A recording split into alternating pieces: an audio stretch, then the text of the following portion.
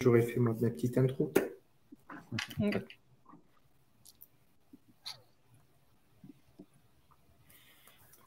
Alors, on est en direct. Est-ce que nos participants se connectent?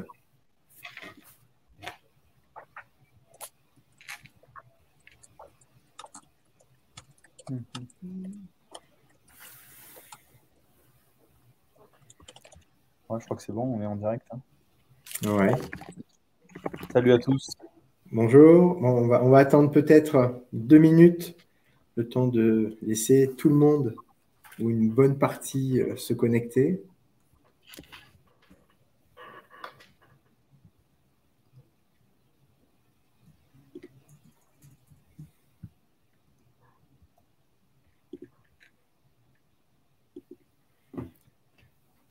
Bonjour, bonjour à toutes, bonjour à tous. Soyez les bienvenus.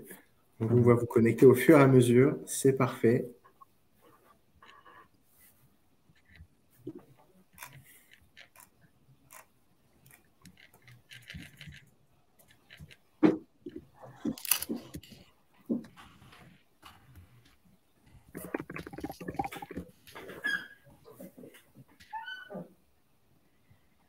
Bon, je vois qu'on a déjà reçu des questions, donc ça promet, ça promet d'être intense sur 1h15. Magnifique. Le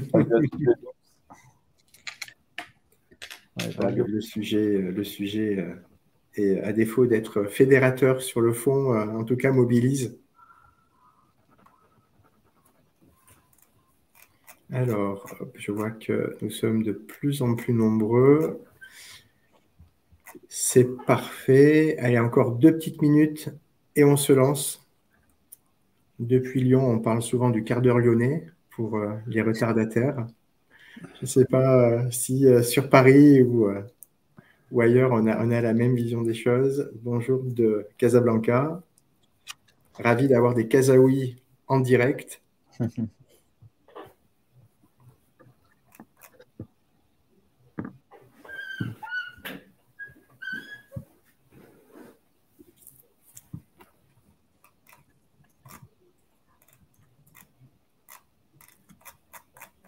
Parfait, je vois qu'on est déjà très nombreux à être connectés.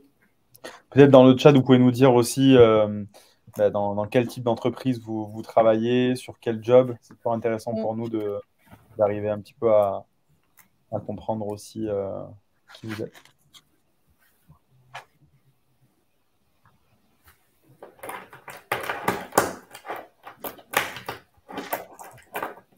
Bon, alors, on était près de plus de 400 inscrits ce matin. Donc là, je crois qu'on est déjà très nombreux. Allez, encore quelques secondes. Et puis, on va démarrer.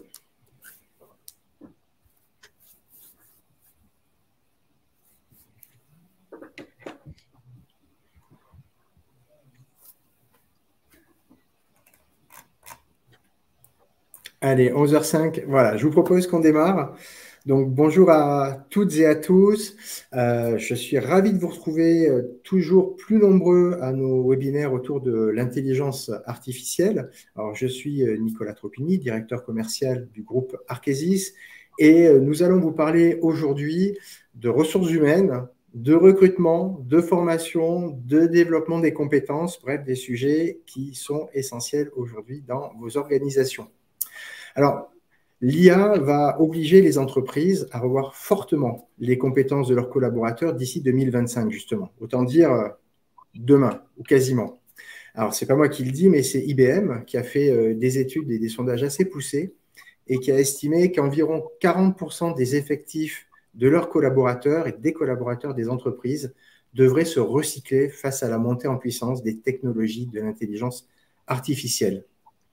Et les compétences concernées porteront aussi bien sur des expertises techniques que relationnelles et comportementales, avec évidemment tous les recrutements qui vont devoir être induits par ces évolutions, ces transformations. Alors, cette évolution correspond tout à fait à la vision que nous portons chez Arkesis depuis notre création, innovation et pédagogie au service des savoirs, des savoir-faire et des savoir-être, donc un ADN qui touche aussi bien les formations techniques, bureautiques, IT, digital, que développement personnel, management, performance des comités de direction ou accompagnement du changement. Alors aujourd'hui, nous avons choisi de vous proposer une nouvelle formule, celle de la table ronde, autour de 3 thématiques sur 1 heure et 15 minutes de questions-réponses, avec un challenge pour nos 3 experts. Et là, Thibaut et Daniel, que je vais laisser se présenter, qui sera de vous apporter les réponses autant que possible, s'il y en a, et de répondre aussi à vos questions. Alors, vous allez recevoir dans les commentaires un lien pour répondre à un questionnaire très rapide. C'est promis, 2 minutes, pas plus. Ce questionnaire, c'est important parce qu'il va vous permettre de recevoir par mail le cadeau que nous vous avons promis, à savoir un prompt spécialement rédigé pour vous permettre de faciliter vos recrutements grâce à l'intelligence artificielle. Alors, installez-vous confortablement. N'hésitez pas à poser vos questions dans les commentaires. Je vois que nous avons déjà de nombreuses questions. Nous les poserons à la fin. Et je vous remercie pour votre attention et je vous souhaite un très bon webinaire. Je passe la parole tout de suite à Ella. Bonjour tout le monde, et c'est super effectivement de démarrer la matinée avec autant de personnes qui s'intéressent à l'évolution du monde RH avec l'IA. Ravie de partager cette table ronde avec évidemment Nicolas, toi du groupe Arkesis, avec Daniel et avec Thibaut. Et donc je vais commencer par me présenter. Moi je suis Ella Atmani, je suis CEO et cofondatrice de Palm. Et Palm, c'est une solution SaaS de gestion des compétences et des carrières basée sur l'IA. Et en fait, notre mission, c'est d'accompagner les entreprises et les organisations à faire face à tous les changements structurels et conjoncturels aussi liés au monde du travail de manière générale, en les aidant à la fois à cartographier les compétences de leurs collaborateurs, de leurs équipes à tous les niveaux, de pouvoir identifier les écarts de compétences potentiels et donc ensuite de pouvoir anticiper les risques de départ et de proposer des opportunités de développement personnalisé à chacun et chacune de leurs collaborateurs afin de les fidéliser. Grand enjeu du moment et justement au sein des entreprises, c'est comment on peut retenir et développer et fidéliser les collaborateurs.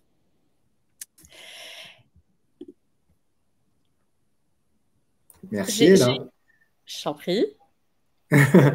Thibaut, du coup, je te laisse également te présenter. Yes, bonjour à tous, ravi d'être là aussi. Donc moi je suis Thibaut Briolant, je suis CEO et cofondateur de Human Linker.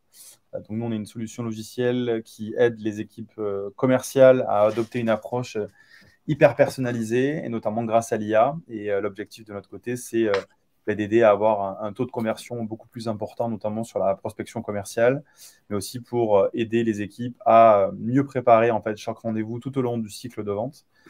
Pour in fine avoir un meilleur taux de conversion. Et l'intérêt pour moi aujourd'hui, c'est d'expliquer en fait comment le modèle Human Linker, qui est très axé sales tech, peut aussi se transposer au monde des RH, puisque on le verra, il y a quand même pas mal de similitudes, notamment dans la manière de rentrer en relation avec un candidat, la manière de conduire aussi les échanges, s'intéresser aussi à la personne qu'on rencontre.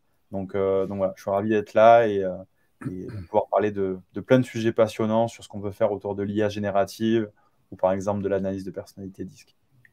Thibaut, tu es passionné, ça se sent rien qu'à t'entendre. Merci beaucoup. Daniel, à toi le mot de la fin pour les présentations. Oui, bonjour, je suis également ravi d'être là. Vous êtes beaucoup à participer, donc c'est super. Moi, très rapidement, j'ai un parcours, j'ai fait de l'Internet depuis 1996, toujours dans l'innovation digitale. Depuis 4 ans, je forme des grandes écoles de commerce, des entreprises sur l'IA. J'ai une start-up sur l'IA notamment. Et peut-être ce qui va un peu plus vous intéresser, c'est que je manage des laboratoires ici à Marseille. Et notamment, depuis 6 mois, on a travaillé sur un laboratoire qui concerne les IA génératives avec le traitement du langage, comment les manipuler, qu'est-ce qu'elles nous promettent, qu'est-ce qui est faux, qu'est-ce qui est vrai, comment on va les exploiter réellement en entreprise et qu'est-ce qu'on doit mettre en œuvre pour que ça fonctionne. Donc, on est rentré vraiment dans le cœur de ChatGPT et autres. Et je pourrais répondre à pas mal de vos questions, notamment sur la confidentialité, le prix, la difficulté de monter des projets très, très personnalisés, etc., etc. Voilà, Nicolas. Merci, Daniel. Rapidement. Bien, je vous propose de passer à la première thématique de notre table ronde. Donc, vous allez avoir la diapo qui va apparaître dans un instant sur le thème. Très concrètement, cette thématique, c'est donc que permet l'intelligence artificielle en termes de personnalisation des usages. Et du coup, ma première question, c'est pour Ella, si tu es d'accord. Très concrètement, comment est-ce que l'IA peut-elle aider à personnaliser des plans de développement professionnel, alors que ce soit pour des problématiques d'employés, individuelles ou collectives, le cas échéant? Effectivement, aujourd'hui, avec tous les enjeux liés au monde du travail, on l'a vu, la transformation des métiers, on parle de plus en plus de l'émergence et l'utilisation de l'IA et de toutes les transformations digitales dans le quotidien des entreprises. Les attentes aussi des jeunes générations qui arrivent sur le marché avec des exigences qui sont un peu différentes, avec des attentes concernant leur développement, leur plan de carrière, qui imposent des challenges et des défis aux directions des ressources humaines et people qui doivent se réinventer et s'adapter. D'ailleurs, dans la fenêtre de chat, il y a Johan, et merci beaucoup pour le partage, qui nous dit évidemment que fidéliser coûtera toujours moins cher que de recruter, évidemment. Et c'est pour ça, d'ailleurs, qu'il y a énormément d'études qui ont été menées sur le marché où 50% des talents aujourd'hui vont quitter l'entreprise en moins de 2 ans après avoir été recrutés, car il manque de visibilité sur les opportunités de développement que l'entreprise peut leur offrir, soit à court terme, à moyen et aussi à long terme. Et évidemment, ça a des impacts sur plusieurs niveaux. Le premier, c'est celui qui est partagé ici, donc c'est le turnover volontaire à un coût qui peut aller de 1 à 6 fois le salaire du collaborateur. Donc, perdre un collaborateur qui quitte l'entreprise parce qu'il n'a pas trouvé son bonheur au sein de celle-ci coûte de l'argent à l'entreprise. Évidemment, les équipes RH passent énormément de temps à agréger la donnée RH dans différents fichiers Excel d'ailleurs, pour à la fois identifier qui sait faire quoi, qui peut évoluer vers quelle opportunité, qu'est-ce qu'on peut proposer aux uns et aux autres. Et effectivement, les équipes RH aujourd'hui passent entre 40 jusqu'à 50% de leur temps sur des tâches administratives, dont de l'agrégation de la donnée RH. L'IA offre aujourd'hui des opportunités et un potentiel énorme pour à la fois agréger la donnée, mais aussi personnaliser les plans de développement de chaque collaborateur. Moi, je vais donner quelques exemples, 5 exemples sur comment l'IA permet de personnaliser ces plans de développement. Je dirais que la première étape, c'est de pouvoir analyser, cartographier les compétences actuelles du collaborateur, mais aussi de l'entreprise et les compétences dont elle a besoin pour pouvoir opérer son activité. L'IA, aujourd'hui, permet d'analyser à la fois ses compétences au niveau individuel, mais aussi au niveau global, en fonction de l'expérience des collaborateurs, de leur formation, des performances passées. Et cette analyse va permettre d'avoir une première base solide, un audit, comme certaines équipes RH veulent l'appeler, ou effectivement une cartographie des compétences de chaque talent et de voir comment chaque talent se situe dans son parcours professionnel. Je pense que c'est vraiment l'étape primordial, indispensable pour pouvoir ensuite proposer des trajectoires de carrière.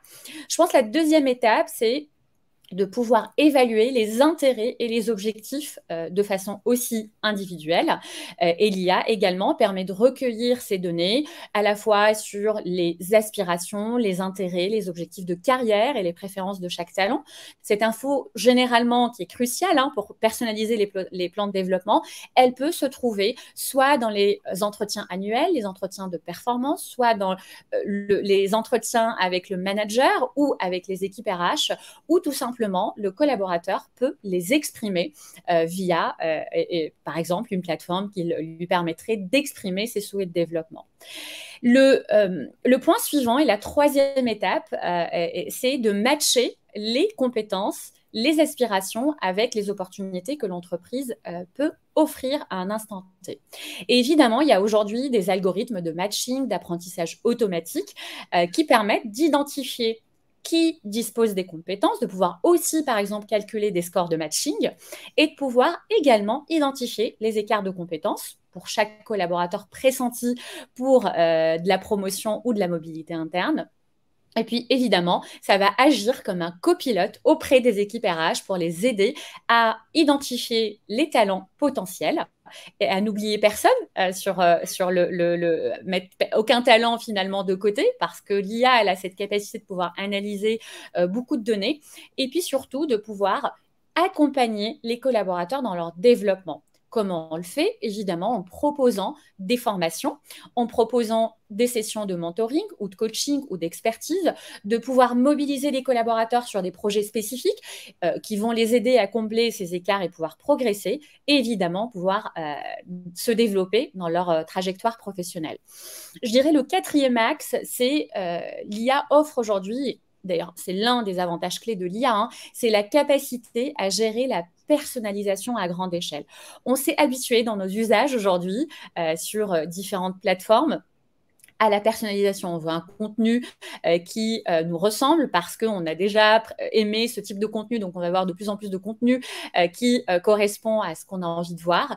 Et effectivement, les algorithmes aujourd'hui d'apprentissage ont la capacité à la fois d'apprendre, mais aussi de pouvoir personnaliser, gérer les plans de développement pour des milliers d'employés de façon efficace, ce qui serait évidemment très difficile à réaliser manuellement, surtout effectivement quand il s'agit de mettre à jour de façon dynamique et en temps réel les données sur les compétences, les offres, les opportunités et les plans de développement.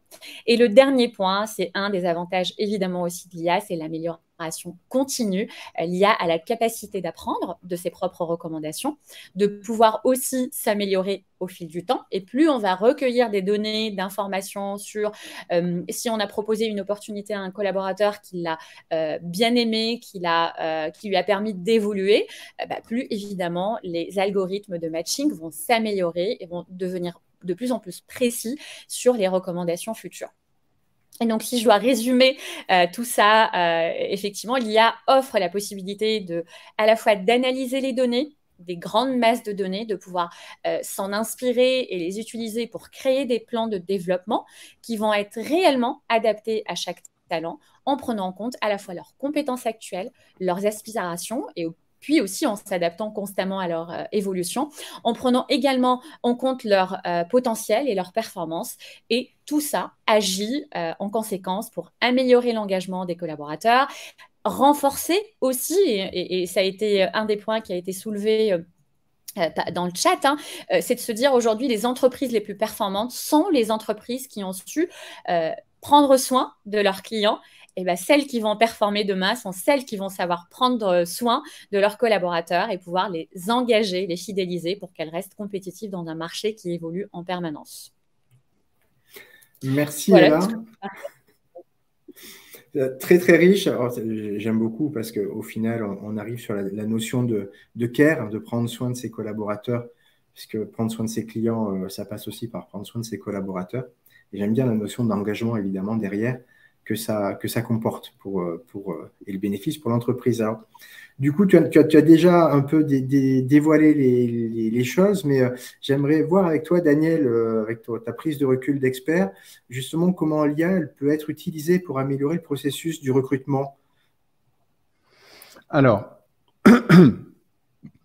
ce qu'on peut faire déjà de manière assez simple, et pardon, excusez-moi, dans l'amélioration du processus, on va parler des choses qui sont possibles, mais on va essayer aussi de parler des biais, des dangers et autres, parce que c'est quand même assez important. Par exemple, on pourrait faire du tri automatique des CV. Donc, vous recevez 500 CV et vous avez envie déjà de les passer sur ChatGPT ou un autre modèle de langage pour le challenger, en fait, et lui demander si, par exemple, toutes les compétences sont requises. Donc, vous pouvez très bien lui faire lire ce texte et l'IA vous répondra. Est-ce que, par exemple, les compétences techniques sont requises ou d'autres compétences? Ce que je souhaite vous expliquer, mais je pense que ça fera partie aussi des questions, c'est juste un petit point sur le fonctionnement. C'est-à-dire que quand vous demandez à ChatGPT ou à un autre de vous challenger un CV, en fait, les grands modèles de langage, ça fonctionne de deux manières. Ils ont un outil de traitement du langage qui comprend notre langue, notre échange, nous les humains, Et ils ont une base de données. ChatGPT a scanné le web, a scanné à peu près 10% du web. Ce qui veut dire que quand vous allez poster votre CV sur ChatGPT, vous allez le comparer aux autres CV, aux autres compétences. Est-ce que les compétences sont requises ou pas? Ça veut dire, donc on peut également soulever une question, que si vous avez des compétences maîtrisées en entreprise ou extrêmement pointues, si ChatGPT les a pas, il ne vous répondra pas. Donc, c'est ça qu'il faut comprendre. Donc là, vous prenez également un risque en faisant du tri automatique des CV, mais dans l'ensemble, vous pouvez peut-être commencer à faire un premier tri. Un autre point également, on peut analyser les candidats sur les réseaux sociaux, par exemple, pour essayer d'avoir une trajectoire sur la personnalité ou aller peut-être un petit peu plus loin. Donc, les réseaux sociaux, toutes les informations que tout le monde publie, ça peut vous donner des idées, des tendances. Pour autant, si vous embauchez un jeune et qu'il a une photo de lui dans une piscine en train de boire du champagne, on a tous fait ça étant jeune. Donc, est-ce qu'il faut l'éliminer ou pas? Est-ce que l'IA va l'éliminer ou pas? Je ne sais pas. Mais en tout cas, c'est une vraie question. On pourrait le faire, en tout cas, avec les réseaux sociaux ou d'autres outils. On pourrait également, pour la fonction RH, mais pour d'autres fonctions, faire de la visio augmentée, par exemple. On pourrait enregistrer des entretiens. Donc, c'est un outil de traitement du langage. Donc, il sera en capacité d'enregistrer l'audio, de le traduire en texte. Et après, il va le challenger. En tout cas, on pourrait très certainement, demain, il y aura des plateformes qui vont vous aider à vous faire un résumé d'entretien ou de vous challenger un entretien, vous dire, telle personne n'a pas parlé de ça, ou est-ce qu'elle a soulevé ça, c'est pas intéressant pour vous, etc., etc. Donc ça, c'est des choses qui vont très certainement arriver également. Et puis après, il y a l'évaluation des compétences techniques aussi qui est assez... qui semble assez naturel. Donc, d'évaluer déjà des compétences de quelqu'un, plutôt techniques, après des soft skills, je ne sais pas. Mais en tout cas, voilà. Ça peut être des grandes idées déjà, toujours avec des questions, des risques et peut-être pas faire complètement confiance à l'IA, mais en tout cas avoir une première idée. Voilà. Merci Daniel. Alors, du coup, on a parlé de toutes les possibilités. Alors, j'aimerais bien avoir l'éclairage de Thibaut, forcément parce qu'avec Human Linker, tu peux gérer de la prospection. Alors, forcément, par extension, la prospection de candidats. Et Daniel en parlait un petit peu, c'est comment est-ce que finalement, grâce à votre outil, vous pouvez aussi optimiser les interactions avec les personnes que vous allez recevoir en entretien. Parce qu'il y a des technologies plutôt facilitantes pour vraiment avoir une personnalisation. Enfin, voilà, globalement, c'est un peu large, mais je pense que c'est intéressant d'avoir ton éclairage. Très bien. Je pense que déjà, je vais repartir de quelque chose qui a été mentionné dans le chat, comme est là. Donc, Johan Martin, qui parle de candidats et clients, même combat, non. Ouais, en effet. En fait, la réalité, c'est qu'aujourd'hui, le recrutement et la vente, il y a quand même pas mal de similitudes. C'est quand même souvent une histoire de focus. Il faut quand même essayer de toucher la bonne personne au bon moment avec aussi le bon message. Et je pense que la grande priorité, au final, c'est quand même le ciblage en amont. Et en fait, un petit peu comme du coup, en anglais, notamment dans la vente, il y a le Ideal Customer Profile. Je pense qu'il y a le Ideal Candidate Profile aussi. Et donc, finalement, le prérequis, c'est d'arriver à définir en fait quels sont les critères de segmentation finalement de son candidat idéal, année d'expérience, en poste depuis X années, etc., et qui serait peut-être propice finalement aussi à quitter son entreprise, qui vit dans telle ou telle zone, etc. Et en fait, une fois qu'on a peut-être utilisé LinkedIn pour faire cette segmentation, on va peut-être passer au peigne fin en fait certains profils.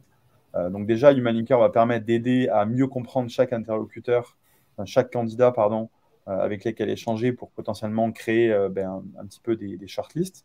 Donc notre métier, ça va être d'aller analyser de la donnée autour de l'entreprise dans laquelle la personne évolue, voir est-ce qu'il y a eu des changements dernièrement dans cette entreprise-là, bonnes comme mauvaises nouvelles, qui pourrait être finalement propice aussi en fait à axer sa prospection candidat, ou au contraire se dire, bon, en fait là, ça semble pas être le bon moment. Je me rends compte que finalement, cette personne-là, elle vient d'évoluer très récemment, ou qu'elle vient de monter sur un très gros projet dont elle parle dans un post LinkedIn, par exemple.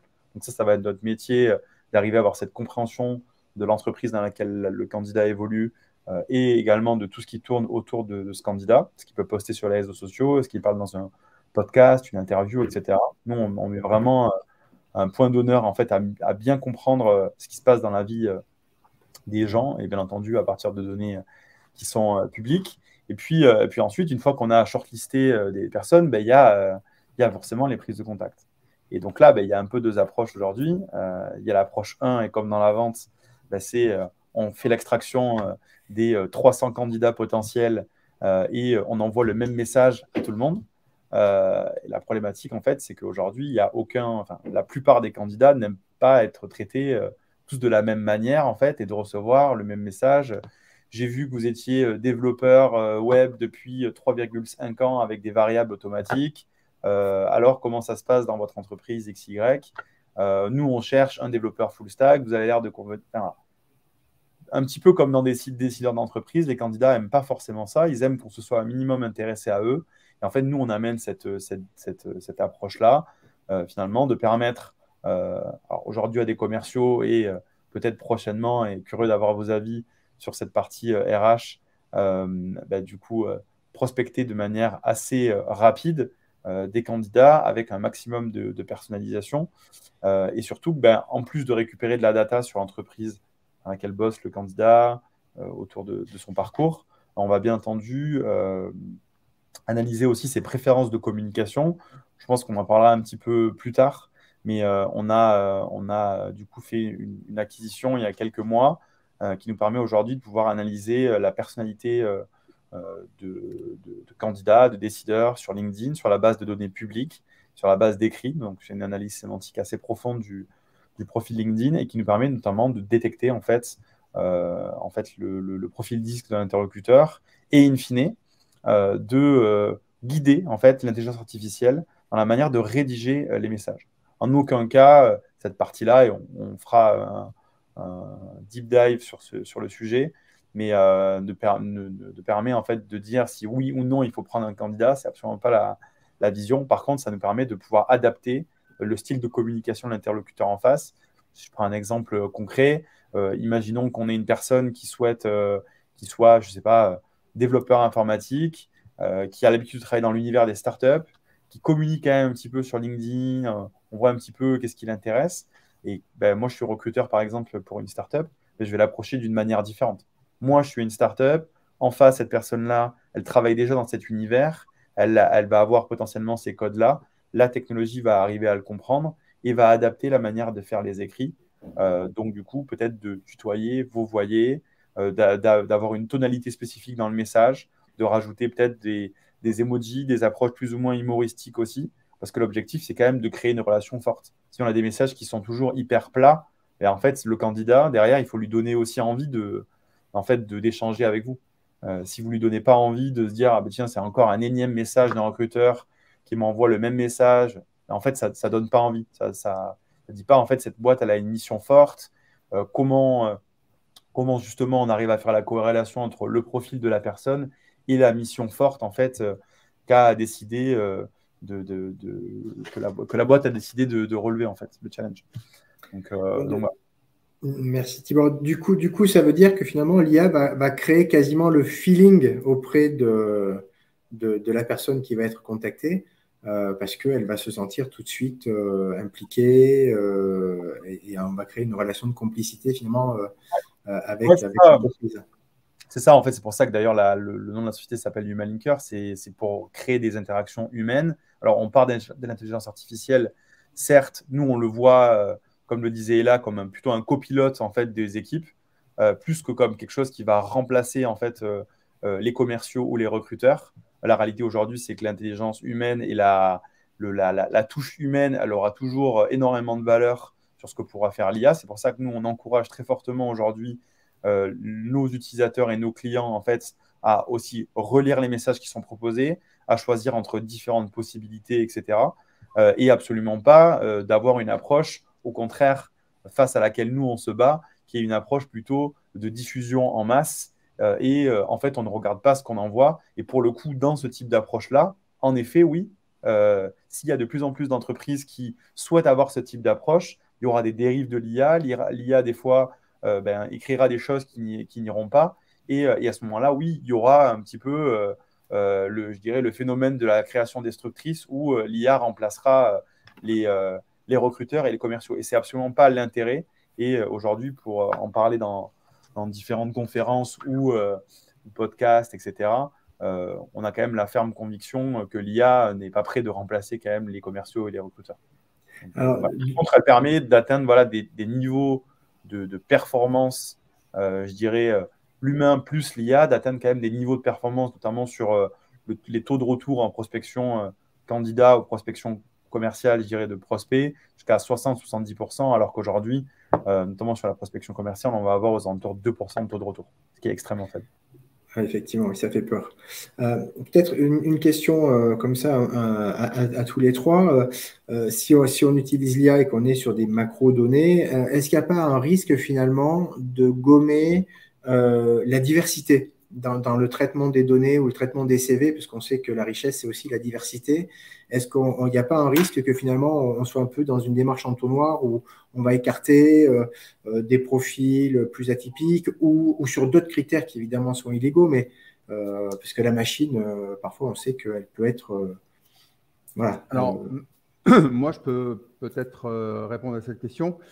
Je pense pas, a priori, puisque en fait, comme je le disais tout à l'heure, ChatGPT ou d'autres modèles de langage, ils ont été scannés, 10% du web, donc globalement, ils ont été scannés, ce que nous, humains, on a écrit sur le web. Donc, si l'apprentissage fait par ChatGPT est divers, c'est-à-dire que si on a, je dirais, des sources d'entrée qui sont très diverses, on sera capable de le challenger et il va nous offrir de la diversité. Donc, il ne sera pas vraiment dédié et il ne va pas faire toujours la même chose si on sait effectivement l'interroger et voilà, tout ça parce que effectivement, il a pris des avis différents qui sont les humains qui ont écrit sur Internet et il en a l'information en fait. D'accord, ok, bon, j'espère que ça vous rassurer, ça répondait à une question notamment, donc merci Daniel. Alors, le temps passe, donc je suis obligé de créer des frustrations positives, et je m'en réjouis. Je vous propose qu'on passe à la deuxième thématique de notre table ronde. Alors justement, l'intelligence artificielle, est-ce qu'elle permet une analyse fiable de la personnalité ? Alors, peut-être pour démarrer les réponses, je vous propose qu'on commence par toi, Ella, de nouveau. Selon toi, du coup, comment est-ce que la personnalisation peut-elle être appliquée dans le développement professionnel, avec, j'imagine, des avantages et peut-être des inconvénients? Alors effectivement, l'IA aujourd'hui, comme on l'a dit en intro, et puis comme partagé par Daniel et Thibaut, offre un énorme potentiel, à la fois dans la compréhension des compétences et du potentiel de chaque collaborateur, mais aussi dans les perspectives de développement avec lesquelles on peut les matcher.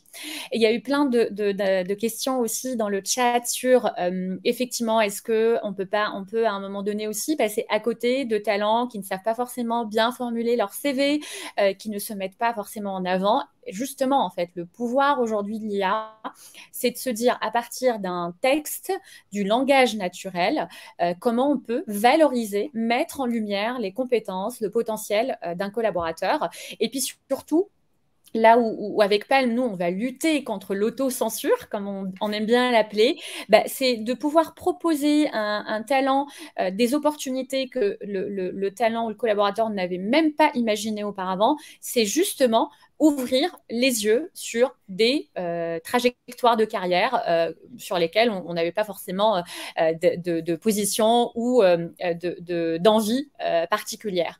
Donc ça, c'est voilà, pour rebondir à ce qui a été dit dans les commentaires, et puis pour revenir sur les avantages de l'IA. Et moi, quand on parle d'avantages, il faut qu'on puisse le mesurer le retour sur investissement de la mise en place d'outils qui permettraient de mieux comprendre les collaborateurs et les engager dans des trajectoires de développement professionnel. Je vais partager avec vous 2 éléments. Le premier élément, c'est plutôt des éléments chiffrés sur des études qui ont été menées par un certain nombre d'acteurs, de références sur le marché, qui vont illustrer l'importance de la personnalisation des plans de développement professionnel grâce à l'IA. Et puis, je vais partager avec vous à la fin des exemples, cette fois-ci plutôt concrets, de ce qu'on génère, nous, équipe Palm, solution de gestion des compétences et des carrières basée sur l'IA Palm, chez nos clients. Donc, en fait, le premier avantage, c'est l'impact sur l'engagement des talents.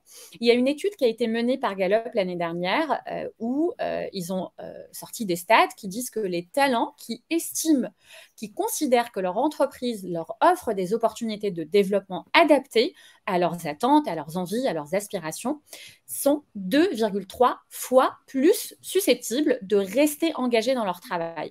Donc, il s'agit non seulement de les fidéliser, mais ça augmente leur engagement et donc nécessairement leur productivité.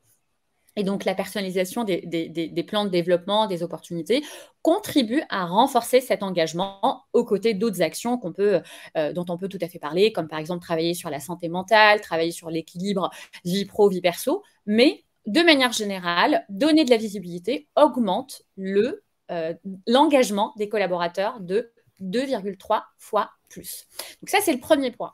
Le deuxième point, c'est l'amélioration de la fidélisation des talents. Il y a une étude qui a été menée par Deloitte qui a révélé que 94% des collaborateurs resteraient plus longtemps dans une entreprise si elles investissaient activement dans leur développement professionnel. Et donc, ça reboucle finalement, l'IA peut aider à cibler ces investissements, peut aussi aider à maximiser l'impact des formations, l'impact des programmes de développement que les RH peuvent proposer pour fidéliser les talents. Et au-delà de fidéliser les talents, je pense que le troisième avantage, c'est d'optimiser les budgets de learning and development.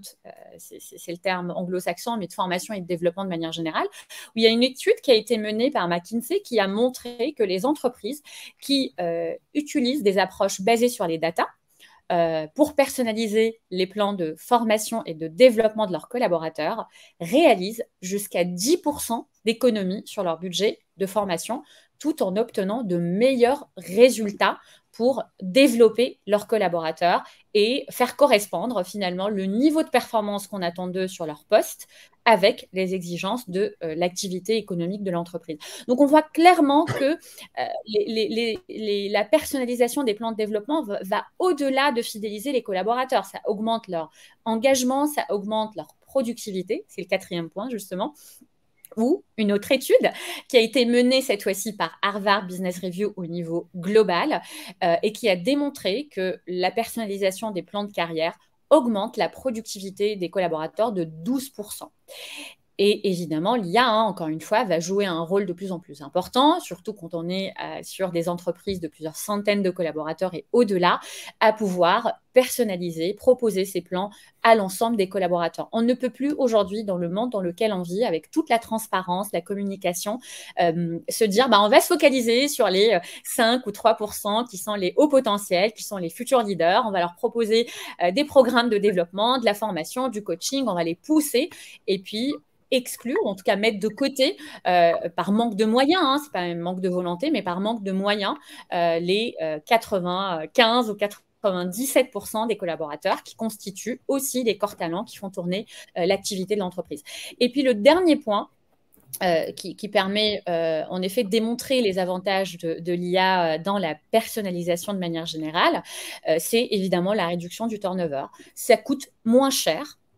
Et c'est incontestable comme argument, de façon factuelle, ça coûte moins cher de fidéliser un collaborateur, de le promouvoir, de l'aider à se développer que de se focaliser sur des recrutements, non pas des recrutements pour venir combler des écarts sur des manques d'expertise dont l'entreprise a besoin, ça c'est indispensable, mais pour remplacer quelqu'un qui a quitté l'entreprise parce qu'au bout de 18 mois, la personne considère qu'elle a fait le tour du job. Donc ça, c'est plutôt de façon assez macro et assez globale. Il y a évidemment aussi dans un environnement économique qui évolue de façon très rapide, les compétences qui émergent sur le marché du travail évoluent tout aussi vite. Et aujourd'hui, et Palm, nous, on le propose notamment à nos clients, on peut les aider au-delà de tout le reste à anticiper ces changements, à adapter les plans de développement en conséquence, en faisant une veille permanente sur les nouveaux métiers, les compétences qui émergent sur le secteur d'activité de l'entreprise pour aider les équipes RH et les managers à anticiper les changements futurs et à pouvoir adapter à la fois les compétences de leurs collaborateurs et puis à identifier là où il y a besoin d'aller chercher des ressources à l'extérieur et notamment via le recrutement. Et cette fois-ci, si je vous parle de données factuelles chiffrées de l'avantage et du ROI qu'une solution comme Palm génère chez nos clients, je vais résumer ça en 3 points. Le premier, Palm aujourd'hui permet, grâce à l'IA et grâce au traitement du langage naturel et à l'analyse de la data en masse, de pouvoir détecter et évaluer 80% des compétences d'un collaborateur ou d'une fiche de poste en lisant le texte du CV, le texte de la fiche de poste, le texte de la fiche de formation, l'entretien annuel de performance et de pouvoir agréger cette donnée. Évidemment, l'IA n'est pas capable de tout faire. Elle n'est surtout pas capable et il ne faut surtout pas qu'elle remplace l'intelligence humaine. Les échanges entre le manager et son collaborateur, les feedbacks que le collaborateur peut recevoir aussi de la part de ses pairs, qui sont des éléments qui viennent alimenter l'extra mile des 20% qui font toute la richesse humaine. Donc ça, c'est le premier ROI. 80% des compétences détectées, évaluées automatiquement. Le deuxième ROI, en fait, comme on centralise toute la donnée RH dans un seul et unique outil, comme on permet d'afficher et de visualiser les données les plus importantes, comme le risque de départ, comme les écarts de compétences au niveau individuel, au niveau d'une équipe, mais aussi au niveau global, on fait gagner du temps. Et aujourd'hui, nos clients constatent un gain de temps entre 30 et 50 jours hommes par responsable RH, HRBP, de gain de temps sur l'année, ce qui permet de libérer du temps de productivité des RH, ce qui permet de libérer du temps pour de l'accompagnement encore plus individualisé et personnalisé. Donc 30 à 50 jours hommes de gain de temps par RRH. Et puis le dernier point, c'est de la réduction du turnover. Aujourd'hui, nos clients constatent 20% de réduction du turnover au profit de la mobilité interne. Évidemment, si je reboucle avec le coût du turnover, c'est autant d'économies générées chaque année et en plus en augmentant la productivité et l'engagement des collaborateurs. Voilà ce que je voulais partager avec vous sur comment l'IA et quels sont les avantages de l'IA sur la personnalisation, à la fois de la connaissance des collaborateurs, mais aussi dans les plans de développement. Merci Ella, c'est fantastique, on a l'impression que c'est merveilleux. Ça fait presque rêver. J'aime beaucoup ce que tu dis, dans tout le monde à sa place dans le développement des compétences, du coup impacter au potentiel.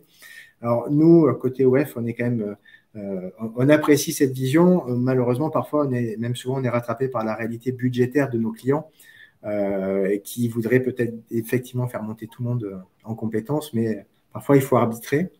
Et puis, j'aime bien aussi la notion de libérer du temps en augmentant la productivité sans forcément remettre en question le nombre de postes salariés grâce à ces gains de productivité. Alors, du coup, Daniel, peut-être toi, ton sentiment par rapport à ces informations?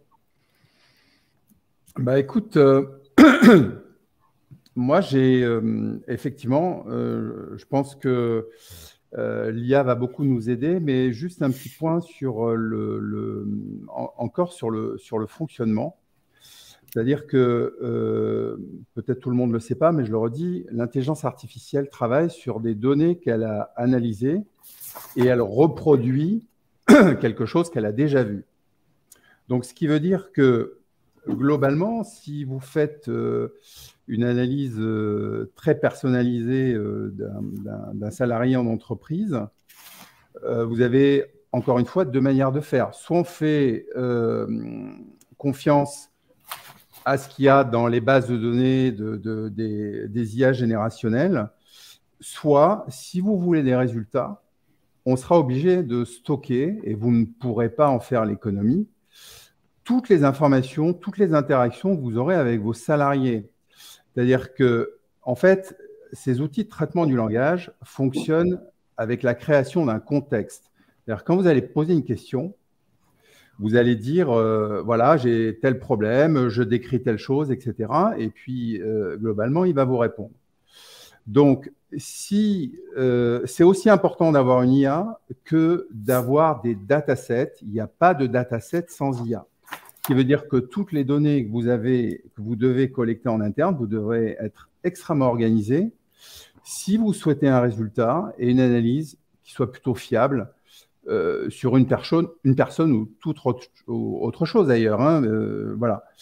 Sinon, vous allez être tributaire de données de l'extérieur qui appartiennent à ChatGPT ou d'autres modèles de langage. Donc là, il y a aussi un travail. C'est-à-dire comment on va pouvoir stocker les entretiens individuels. OK, il va falloir que tout ceci soit bien écrit et on va les traiter. Donc, on va recréer un contexte pour la personne et on va challenger ChatGPT. Mais tout ce qui se dit, si par exemple vous avez un soudeur qui est très fort sur l'aluminium, mais il n'est pas capable de diriger 2 personnes, il ne partage pas son travail. Donc, comment tout ça, on va le… Ouais, c'est une vraie question. C'est-à-dire que si vous voulez le faire monter en compétences, il y a tout son univers autour de lui qu'il va falloir écrire. Ce que vous avez écrit, il va falloir le donner en challenge à des outils de traitement du langage. Donc là, ça soulève d'autres questions. Je ne parle même pas du prix ou les limites des traitements du langage et jusqu'où ils vont, comment, etc. Mais en tout cas, déjà, voilà, il faut bien comprendre que vous n'aurez des résultats que si vous avez de la data. Merci Daniel, du coup. Alors, résultat, Thibaut, moi j'aimerais bien avoir ton sentiment parce que Ella nous a parlé beaucoup de critères de performance, de ROI.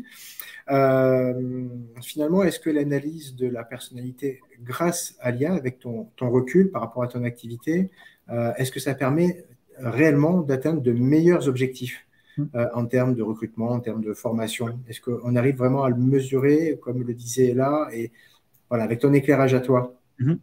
Déjà, peut-être pour faire le lien avec ce que disait Daniel, je confirme qu'en effet, pour donc les IA génératives, c'est bien, mais il y a quand même des données qui sont arrêtées, il me semble, à 2021. Donc aujourd'hui, il faut quand même guider en fait l'IA avec des données de contexte sur pas mal d'éléments. Donc nous, c'est notre métier chez HumanLinker de le faire à différents niveaux. On va se focaliser là sur la partie notamment de personnalité. C'est important peut-être de vous montrer, je vais peut-être essayer de vous partager mon écran, si je le peux. Hop, je ne sais pas si vous voyez mon écran. Attendez, hop. Il faudrait juste peut-être le mettre en avant, côté Ella. Activer l'écran. Ouais, super. Donc en effet, quand on parlait de niveau de contexte, c'est quoi? Aujourd'hui, la finalité sur notamment la prospection candidat et le fait finalement de générer des entretiens avec des candidats potentiels pour vous, par exemple, recruteurs, ça va être bien entendu, s'intéresser au contexte de l'entreprise dans laquelle travaille le candidat actuel, qui est la personne qu'on adresse et bien entendu sa personnalité. Donc, nous, en fait, ce qu'on va notre métier, ça va être in fine d'arriver à comprendre ces différents paramètres, donc ce que vous pouvez voir à l'écran, actualité sur l'entreprise, signaux d'affaires, proposition de valeur, etc. Mais également autour de la personne, donc quels sont les sujets clés autour de cette personne-là, sur quoi elle communique sur les réseaux sociaux, et bien entendu sa personnalité. Donc, on va avoir une manière de guider l'IA et de demander à l'IA en fait, de nous restituer un contenu, une séquence, un email one-to-one, un commentaire LinkedIn, des icebreakers, etc., pour créer la relation avec cette personne de manière hautement contextualisée.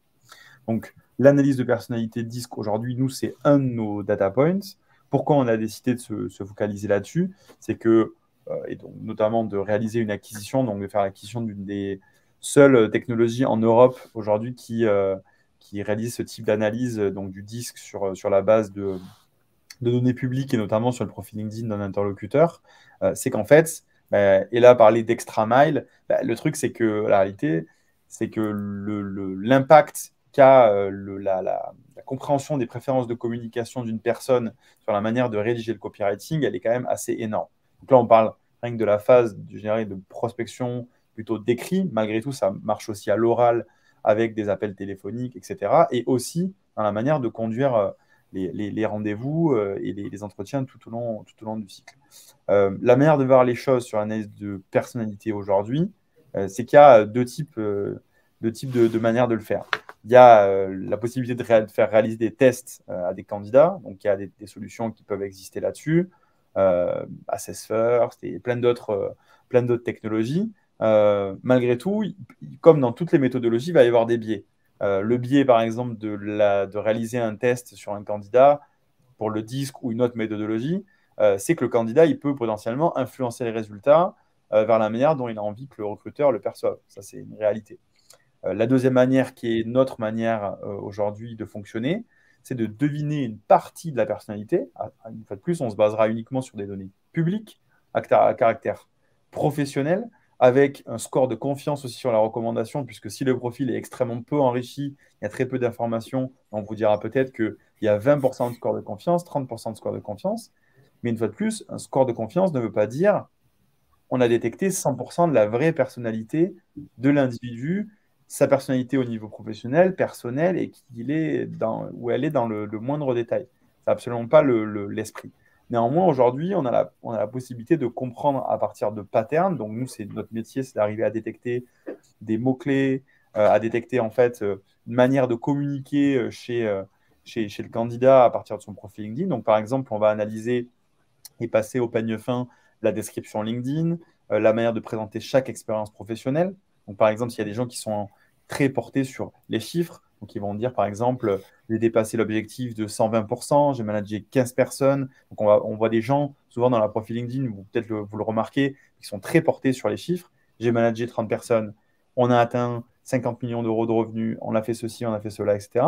Et des gens qui vont communiquer d'une manière complètement différente, qui vont dire c'était une expérience humaine qui était extrêmement enrichissante, ça m'a permis de m'élever, de comprendre le sens du management, etc., etc. En fonction aussi des études, etc., il va y avoir des patterns. Une fois de plus, l'objectif, ce n'est pas de faire rentrer des gens dans des cases, mais d'arriver à guider à partir de plein d'informations, une fois de plus, l'intelligence et derrière de pouvoir aider l'IA à mieux aussi gérer des recommandations. Il y a des biais aussi, et ces biais, pour en parler de manière assez simple, c'est le fait que la donnée existe, qu'elle soit disponible. Comme je le disais, plus le profil LinkedIn est enrichi, plus ça peut être fiable. Malgré tout, on peut avoir des gens qui conditionnent aussi leur profil LinkedIn parce qu'ils sont recruteurs, commerciaux, pour qu'ils soient plus attrayants. Donc, ils vont mettre en avant certaines choses en particulier. Par exemple, dans notre analyse aujourd'hui, on va analyser également la manière de rédiger les posts LinkedIn et par exemple la manière de commenter. Néanmoins, cette donnée va être prise va être considérée de manière un peu moins importante dans notre pondération, parce que en fait, justement, l'entreprise peut pousser ses salariés à poster certaines choses et qui peuvent ne pas refléter la vraie personnalité, ou du moins la personnalité au niveau professionnel d'un interlocuteur. Et donc peut-être pour vous montrer rapidement ce que ça donne, je peux vous montrer ça par exemple avec le profil d'un de nos investisseurs qui s'appelle Sébastien Donne. Hop, partager mon écran. Hop, le voici. Je ne sais pas si vous voyez mon écran. Alors, pas encore. En avant. Super. Donc là, on est sur le profil LinkedIn de Sébastien. Donc, on voit que Sébastien, il est Chief Revenue Officer d'une entreprise qui s'appelle Flatcher, d'ailleurs, qui est aussi dans le monde des RH. Et donc, du coup, nous, ce qu'on va faire, c'est qu'on va analyser tous les blocs de texte qui présentent Sébastien. Donc là, on voit que, par exemple, il a bien rempli sa description LinkedIn.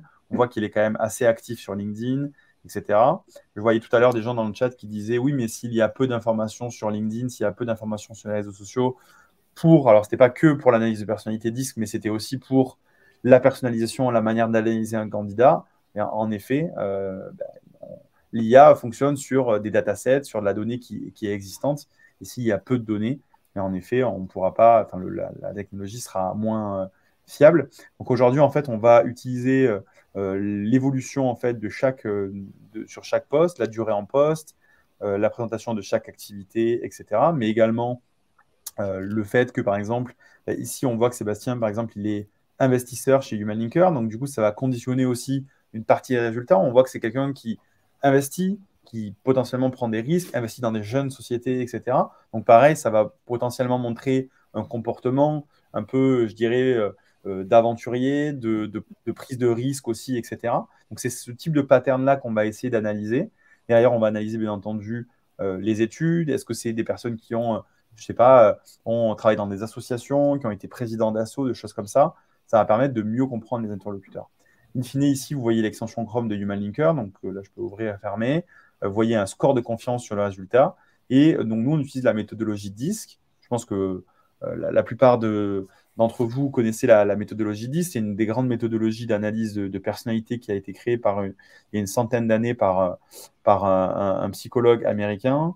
Et globalement, ça va nous permettre d'analyser, donc à partir de tous les mots-clés, etc., qu'on va comprendre, sur les 4 couleurs du disque et les 16 différentes typologies de personnalité, où se positionne Sébastien, bien entendu avec ce fameux score de confiance. Calculer également en fait, les dominantes de couleurs sur les différentes personnes, de comprendre les caractéristiques comportementales, de comprendre des tendances par rapport à ce profil, des éléments qui peuvent être stressants ou au contraire motivants. L'objectif, c'est aussi ça, d'arriver à comprendre les sources de motivation de chacun pour aussi, vous, en tant que recruteur, axer sur certaines choses. Si, par exemple, demain, vous avez à recruter, je ne sais pas, un nouveau responsable marketing et vous êtes recruteur dans une startup, en fonction du profil, peut-être que le fait que l'entreprise a levé 20 millions d'euros, ça n'aura pas d'impact sur la personne, en fait. Parce que ce goût du challenge, des levées de fonds, etc., c'est quelque chose qui ne va pas parler. Par contre, le fait que l'entreprise, elle recrute, elle soit, je dirais, moteur de la création d'emplois, que la mission de l'entreprise soit hyper ambitieuse ou qu'elle relève un challenge qui est bien pour la planète, peut-être que ça aura un impact qui sera complètement différent. Et en fait, aujourd'hui, nous, c'est ça notre manière de voir les choses, c'est de dire, OK, avec les personnes, on doit jouer sur des aspects qui sont différents et c'est important de le comprendre. La réalité, c'est que les meilleurs recruteurs ou les meilleurs commerciaux aujourd'hui du marché avaient déjà l'habitude de faire ce genre de choses-là en passant au peigne fin. En fait, le profil LinkedIn d'une personne ou en allant peut-être regarder l'interview d'un candidat ou écouter quelques minutes d'un podcast pour essayer de mieux le comprendre. On n'a pas réinventé la roue. On permet aujourd'hui de travailler comme un copilote et d'arriver à analyser des choses pour permettre de gagner du temps aux équipes et potentiellement sur des gens aussi qui sont juniors dans ce métier, de mieux être guidés et d'arriver en fait, à mieux appréhender aussi leur job au quotidien. Donc, on va avoir ici, par exemple, des conseils d'engagement dans les étapes du cycle de vente et on aura, j'espère prochainement, la même chose sur les étapes du cycle de recrutement avec des recommandations, des choses à faire ou au contraire à éviter avec ce type de profil. Et bien entendu… Thibaut, je dois encore gérer le temps, j'en suis désolé. Mais tu vas en reparler peut-être sur la troisième question. Daniel, juste peut-être en une minute, est-ce que tu avais un éclairage particulier par rapport à ce que vient de présenter Thibaut? Oui, bon, a priori, les données qui sont publiées sur LinkedIn, donc elles sont publiées par la personne elle-même. Donc c'est une manière astucieuse d'aller collecter un contexte, d'aller collecter du dataset et le challenger, l'analyser, etc. Comme nous on le ferait humain d'ailleurs. Hein. Bon, donc je pense que c'est les bonnes pistes. C'est toujours l'idée du dataset, hein, arriver à créer soit des bases de connaissances et confronter des bases de connaissances avec vos besoins, soit en tout cas aller trouver de l'information sûre et fraîche qui permettra effectivement d'avoir le moins de biais possible. Et là, LinkedIn, a priori, ou d'autres ressources sont plutôt adaptées. Voilà. D'accord. On parlait de biais culturels, de biais de genre aussi, effectivement, je voyais dans les questions. Parfait. Du coup, on répond en même temps aux questions. Vous avez vu, on s'est adapté un peu en live parce que vous aviez des questions très pertinentes. Et donc, plutôt que d'attendre la fin, on les a intégrées au fil de l'eau. Donc, je vous propose de passer sans transition à la question 3 Donc, gérer l'humain grâce à l'IA, est-ce que c'est possible? Est-ce que c'est probable? Est-ce que c'est souhaitable? Et surtout, est-ce que c'est légal? On a beaucoup parlé de la CNIL dans les commentaires, de l'utilisation des données publiques sur des réseaux sociaux.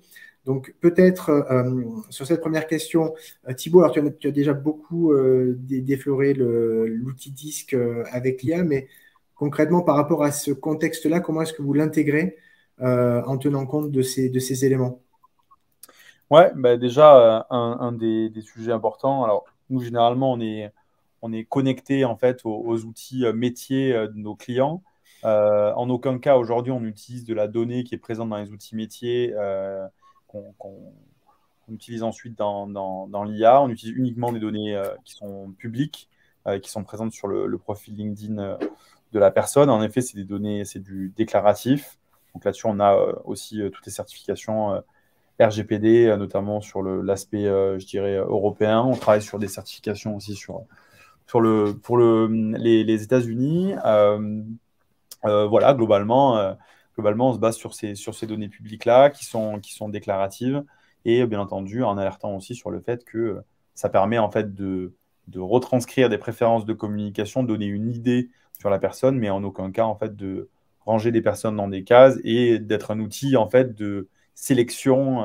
Donc voilà, pour éviter ce type de biais, ce qui nous met aujourd'hui absolument pas en risque côté légal. Et c'est pour ça qu'aujourd'hui, on a la chance de pouvoir travailler aussi avec des grandes entreprises, de toute taille. Donc voilà.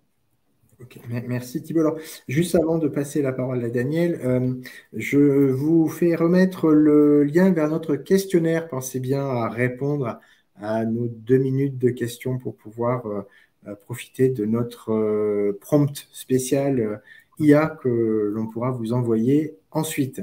Voilà, Daniel, de ton côté, du coup, un éclairage par rapport à ce que nous disait Thibault? Bah, en tout cas, tout ce qui est légal, normalement, les informations qui sont publiées et qui sont à la disposition de tout le monde, on doit pouvoir les utiliser. Bon. En ce moment, il y a des grands procès mondiaux qui sont en train de se mettre en place et il y a énormément d'entreprises de diffusion de l'information de type AFP, New York Times, etc., qui bloquent l'accès à des agents de traitement du langage comme ChatGPT parce qu'ils estiment qu'ils sont spoliés. Donc là, on est dans un flou. A priori, ce qui serait sur Internet serait disponible, mais je vois venir ces énormes procès, même si le produit lui-même, l'IA générative, ne fait pas de plagiat, ne copie pas, puisque l'IA générative est en capacité d'ingérer énormément de données et de recréer des données qui sont complètement différentes. Donc, c'est quelque chose qu'on n'a jamais vu, en fait. Et donc, on ne sait pas si c'est légal, pas légal. Voilà, on est dans un espèce de no man's land où personne, aujourd'hui, ne sait véritablement répondre. Ce qui est clair, c'est que, vu les enjeux, quelqu'un va y donner une réponse. Hein. Voilà. Peut-être juste pour prendre le relais, parce que je rebondis à une question aussi que je vois sur le chat, pour répondre à un utilisateur LinkedIn qui parle de l'analyse du profil, le fait de la compréhension investisseur, etc., et notamment par rapport aux données. Aujourd'hui, c'est important que je précise que la partie analyse de personnalité disque, aujourd'hui, elle n'a aucun lien avec ChatGPT, OpenAI. Chez HumanLinker, on utilise OpenAI et notamment GPT-4 uniquement pour la rédaction en fait, d'emails personnalisés, etc. Tout ce qui est lié à la personnalité, la compréhension du profil d'une personne, etc. Toute cette data, elle reste de manière anonymisée chez nous, avec vraiment un chiffrement de données, etc. En aucun cas, elle ne part côté OpenAI. Et ça, c'est hyper important de le préciser. Et c'est ce qui nous amène notamment, donc pour cet utilisateur LinkedIn, notre propre IA d'interprétation aussi, de dire, OK, ben, en fait, si cette personne-là, elle a multiples postes d'investisseurs dans des entreprises jeunes, ben, c'est en fait qu'elle a un goût aussi pour la prise de risque, pour l'aventure, pour des aventures humaines, etc. Et ça, on ne laisse pas du coup, ChatGPT, OpenAI, interpréter ce genre de choses. Ça, c'est notre propre savoir-faire. Et en tout cas, nous, sur la manière dont on a aussi de travailler avec nos clients, on est obligé dans la totalité des contrats aujourd'hui de parler en fait des différents sous-traitants qui peuvent être connectés à notre technologie. Et en l'occurrence, on a une totale transparence sur le fait que OpenAI va potentiellement avoir accès à certaines informations, que ces informations ne sont pas des informations issues, par exemple, du logiciel, dans notre cas à nous, du logiciel métier, uniquement des informations professionnelles issues de la donnée publique, et quels sont les types de données professionnelles qu'on va pouvoir amener. L'autre point, c'est que aujourd'hui, nous, on n'est absolument pas soumis en fait à uniquement travailler avec OpenAI. Demain, s'il y a un sujet pour une entreprise de dire OK, il faut travailler avec une IA générative qui est française, peut-être que Humalinker travaillera avec Mistral AI, peut-être que tel et tel autre HR Tech ou Sales Tech travaillera aussi avec une IA générative de chaque pays pour pouvoir respecter aussi peut-être certains aspects légaux. Merci Thibaut pour ta précision. Du coup, peut-être pour basculer sur l'aspect, tu as parlé de compétences, et là, en termes de prospective RH, du coup, quel métier ou quelles compétences justement il va falloir avoir si on veut être encore dans le coup dans l'avenir pour pouvoir utiliser l'IA, parce que j'imagine que ça va être des sacrés challenges pour les entreprises et pour les RH. Oui, absolument. Effectivement, en termes de perspective de l'évolution du monde des RH, il y a à la fois les outils, il y a l'IA, et pour être et rester dans le game, si on peut le formuler comme ça, les équipes RH doivent à la fois développer des nouvelles compétences, mais je pense et je suis convaincue qu'il y a des nouveaux métiers qui vont apparaître. Là, on parle effectivement depuis tout à l'heure sur évidemment les enjeux RGPD, les enjeux de traitement de données. Je pense que un des nouveaux métiers qui vont apparaître en relation avec l'usage de l'IA dans les RH, c'est par exemple des experts de la data privacy et de la gestion de la donnée, parce que l'IA utilise des données personnelles des collaborateurs, et la protection de ces données est vraiment cruciale. Nous, on le voit chez tous nos clients, c'est vraiment une étape importante de vérification de la conformité de notre solution, de notre IA, de nos algorithmes par rapport à un certain nombre de critères de sécurité, de protection, de RGPD, d'hébergement, de soumission à des lois potentiellement étrangères. Et donc, effectivement, l'enjeu aussi pour les solutions comme nous, c'est de dire comment on peut proposer une offre qui soit souveraine et qui garantisse la protection des données de l'entreprise, de ses collaborateurs qui sont l'asset numéro 1 d'une entreprise. Donc voilà, il y a effectivement un premier challenge sur tous ces enjeux de gestion de sécurité des données, et donc forcément des compétences autour de la sensibilisation à l'éthique aussi de la sécurité des données, à l'éthique de l'IA. Daniel en a parlé, et dans le chat aussi, il y a eu énormément de feedback sur finalement, est-ce que l'IA c'est prendre des décisions, est-ce que l'IA est éthique, est-ce que l'IA ne va pas favoriser parce qu'elle va traiter dans des données historiques. Dans le CAC 40, on a plus d'hommes que de femmes, donc ça voudrait dire que les hommes seraient plus compétents. Donc, il y a effectivement tous ces enjeux d'éthique autour de l'IA, des algorithmes d'apprentissage qui vont constituer des enjeux pour les équipes RH. Et je pense qu'il y a aussi des compétences à développer de ce point de vue-là pour à la fois savoir bien analyser et bien comprendre ce que l'algorithme peut proposer, toujours dans cette optique de copilote, mais également de pouvoir évaluer la pertinence des solutions et des suggestions. L'autre typologie de métier, je pense, qui pourrait apparaître, ou en tout cas de compétences de manière générale, c'est les compétences autour de la communication et la gestion des projets IA de manière générale. Je pense que quand on veut mettre en place des projets autour de l'IA, on ne les gère pas forcément de la même façon qu'un projet d'outils classiques qui n'utilisent pas forcément des technologies d'IA.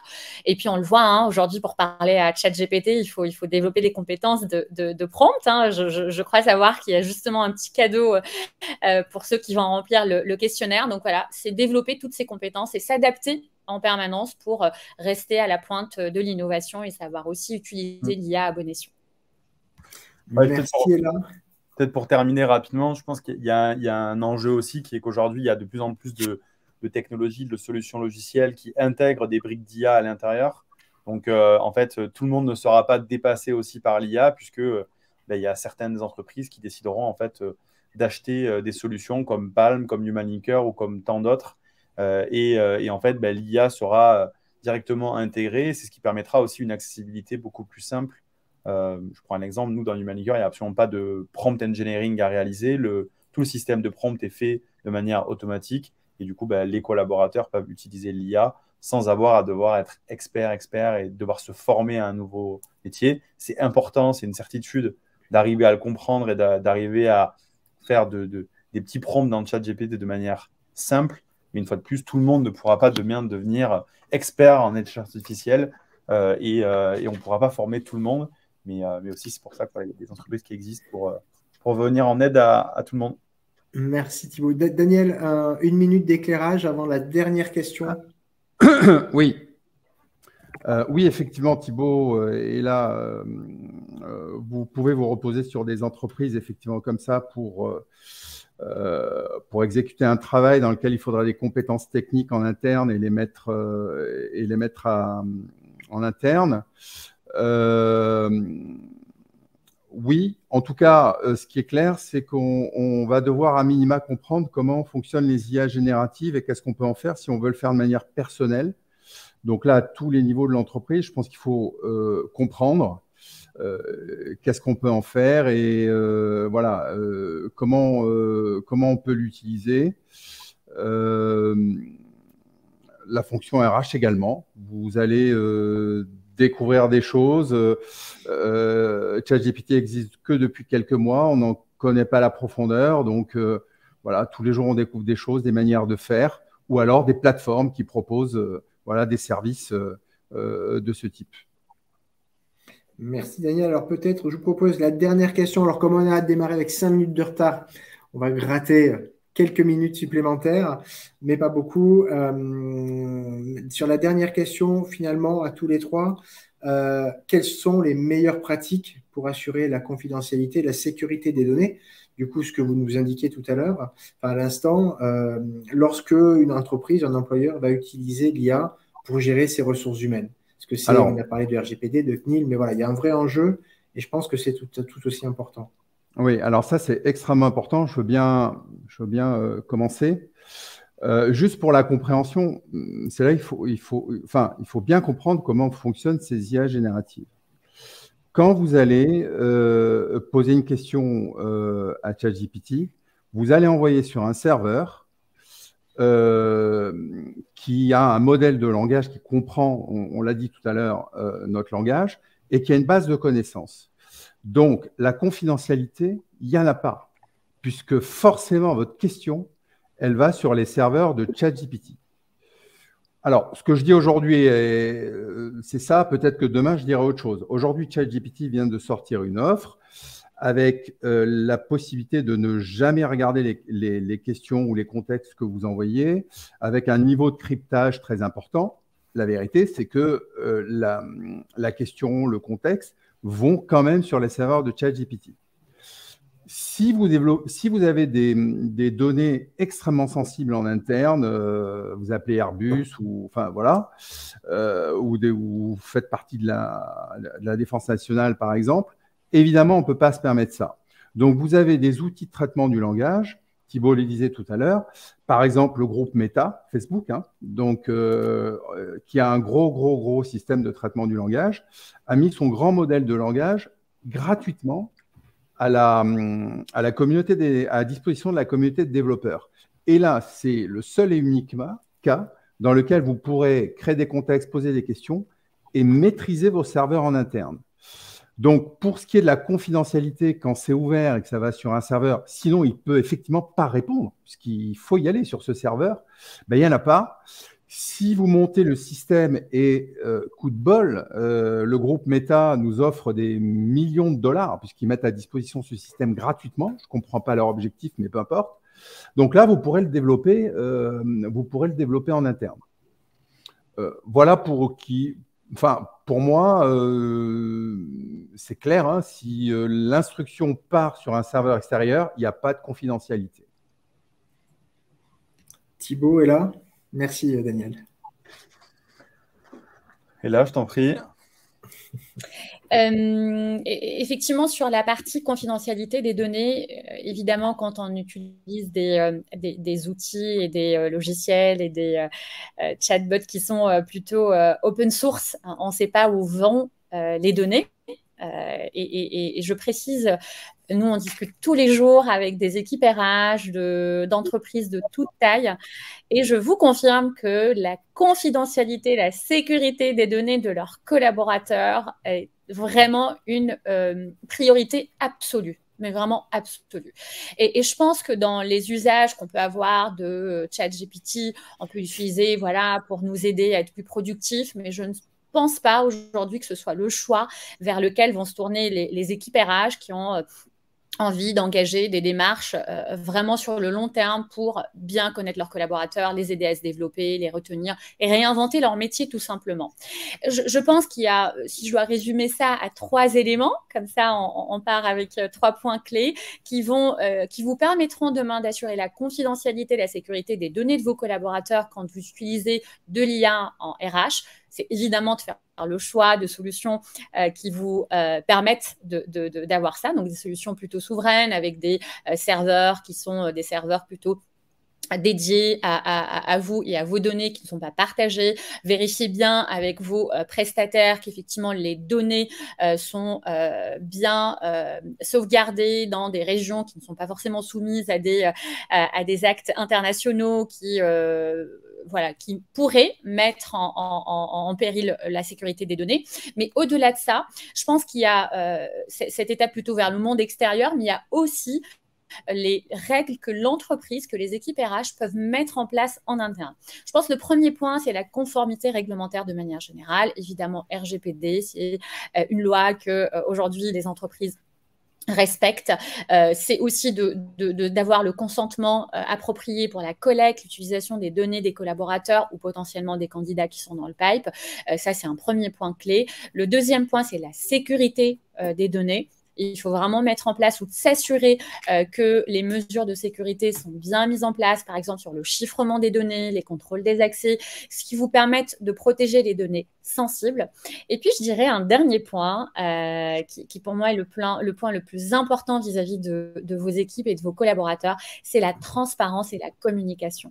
Il est primordial, encore une fois, dans le monde dans lequel on vit aujourd'hui, de pouvoir communiquer de façon transparente avec vos collaborateurs sur la manière dont les données vont être gérées, s'assurer qu'ils comprennent aussi que l'entreprise respecte les politiques de confidentialité en vigueur, leur expliquer aussi l'IA ne doit pas être une boîte noire, donc il faut aussi faire ce travail de se former en tant qu'équipe RH sur ce que c'est que l'IA et comment elle nous sort toutes ces stats et toutes ces recommandations pour pouvoir l'expliquer en interne et rassurer les collaborateurs sur tous ces éléments. Voilà rapidement ce que... Merci, Ella. Thibaut, en 30 secondes, si tu as juste un éclairage ou un complément à apporter, et après, je devrais conclure. Ouais. Non, mais voilà, comme je le dis tout à l'heure, j'ai déjà parlé un petit peu des sujets, je dirais, légaux, etc. Il y a une certitude, c'est qu'il y a beaucoup d'entreprises qui en veulent toujours plus et qui nous challenge aussi en nous disant, mais est-ce que vous pouvez, par exemple, alors j'ai pas mal d'anecdotes, mais par exemple, faire repasser votre méthodologie d'analyse de personnalité sur les mails que mes prospects ou mes candidats m'envoient pour essayer de l'améliorer un petit peu. Est-ce que vous pouvez repasser ça sur l'analyse sémantique des premiers entretiens ou de la première visioconférence de démo, par exemple, des choses comme ça? Aujourd'hui, pour le coup, là, il y a un vrai risque en termes de données parce que là, ça appartient plus à des données, je dirais, personnelles. C'est quand même des données qui sont propres à l'entreprise, à ce qu'elle collecte, etc. Et je sais que certaines entreprises, notamment dans les logiciels qui enregistrent les visioconférences, refusent complètement en fait, que l'IA derrière fasse des résumés, etc. Parce que en fait, l'IA aurait accès à des informations, je dirais, potentiellement critiques sur l'entreprise, des initiatives stratégiques qu'il ne faudrait absolument pas que la concurrence ait accès, des chiffres particuliers, etc. Donc voilà. Donc nous, on se tient aujourd'hui à ce qui est, je dirais, hyper classique, la donnée qui est présente sur le web, données publiques, et tous les, je dirais, les idées un peu farfelues qui sont intéressantes parce que c'est sûr que dans le meilleur des mondes, ça serait intéressant, mais on ne veut pas non plus trop faire avancer les choses, et on veut y aller par étapes. Donc voilà. Bon, ce qui est plutôt rassurant, du coup, Thibaut. Ouais, je pense.